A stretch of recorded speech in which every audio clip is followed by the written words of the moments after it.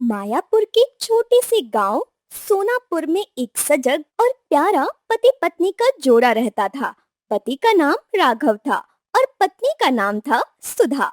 वो दोनों बहुत खुशहाल थे और एक दूसरे से बहुत प्यार करते थे।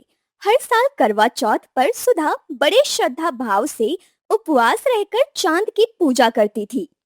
इस दिन का वो बेसब्री से इंतजार करती थी क्योंकि ये दिन उसके लिए खास होता था।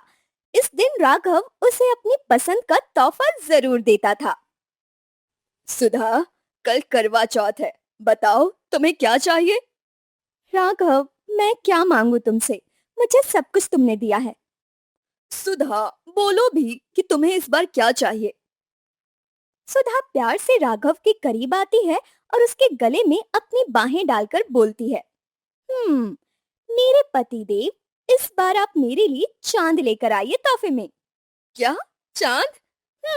चांद। उसके इंतजार में मुझे काफी देर तक भूखा रहना पड़ता है। राघव सुधा की बात सुनकर चुप हो जाता है। क्यों? क्या हुआ? आप चुप क्यों हो गए? बोलो, मेरे लिए चांद लेकर आओगे ना? हाँ बिल्कुल, मैं तुम्हारे लिए चांद जरूर लेकर आऊंगा। तुम मेरी इकलौती पत्नी हो। अगर तुमने चांद मांगा है तो इस बार मैं तुम्हारे लिए तोहफे में चांद लेकर आऊंगा। सोच लो, अगर आप नहीं लेकर आ पाए तो? मैं जरूर लेकर आऊंगा।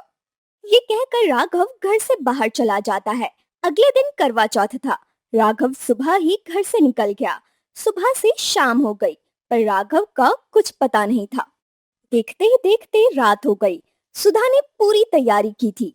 उसने अपने सबसे सुंदर कपड़े पहने, मेहंदी लगाई और पूरे दिन उपवास रहकर अपने पति की लंबी उम्र के लिए प्रार्थना करने लगी। चांद के निकलने का समय नजदीक आ रहा था और वो चांद की राह देख रही थी। चांद को देखने के बाद वो अपने उपवास को समाप्त करेगी और अपने पति के हाथ से पानी पिएगी। पर राघव का कहीं कुछ अता पता ही नहीं था। सुधा परेशान होकर अपने कमरे में बैठ गई और दूसरी तरफ राघव ने सुधा के लिए एक चांद की प्रतिमा बनाई जो असली चांद की तरह ही चमकदार थी। लेकिन असली चांद तो अभी तक दिखाई ही नहीं दे रहा था। राघव ने चांद की प्रतिमा को एक पेड़ के ऊपर रखा और सुधा के पास आकर सुधा से बोले, सुधा, देखो चांद निकल गया। सुधा आंखों में आंसू लिए, राघव, सुबह से तुम कहाँ थे? तुमने तो मुझे डरा ही दिया था। पता है मैं कितनी परेशान हो गई थी। तुम मुझे बिना बताए कहाँ चले गए थे? अरे, अब क्यों परेशान हो रही हो? देखो, मैं तुम्हारे लिए चांद लेकर आया हूँ। राघव, मजाक मत करो। सुधा, सच में आओ देखो, ये चांद सिर्फ तुम्हारे लिए है। सुधा चांद को देखकर काफी खुश हुई। सुधा को लगा कि ये असली चांद ही है और उसने अपने पति के हाथ से पानी पी लिया। राघव ने सुधा की खुशी देखकर सोचा कि उसने एक अच्छा काम किया है। लेकिन थोड़ी देर बाद जब असली चांद आकाश में चमकने लगा तो सुधा ने महसूस किया कि ये चांद जो उसने देखा था वो असली नहीं था। वो चांद की असली चमक से पहचान गई कि कुछ गड़बड़ है। उसने राघव से पूछा, राघव, क्या ये चांद असली था? राघव ने सच्चाई स्वीकार कर ली और कहा, मैंने तुम्हारी खुशी के लिए ऐसा किया। मैंने तुम्हारे लिए एक असली चांद की तरह इसे दिखाने की कोशिश की ताकि तुम खुश रह सको। मुझे माफ कर दो। मुझे लगा कि मैंने तुम्हें खुशी दी है पर ऐसा नहीं हुआ। आई एम सॉरी सुधा। सुधा ने गहरी सांस ली और कहा, राघव, तुम्हारा इरादा भला था लेकिन हमें सच्चाई के साथ रहना चाहिए।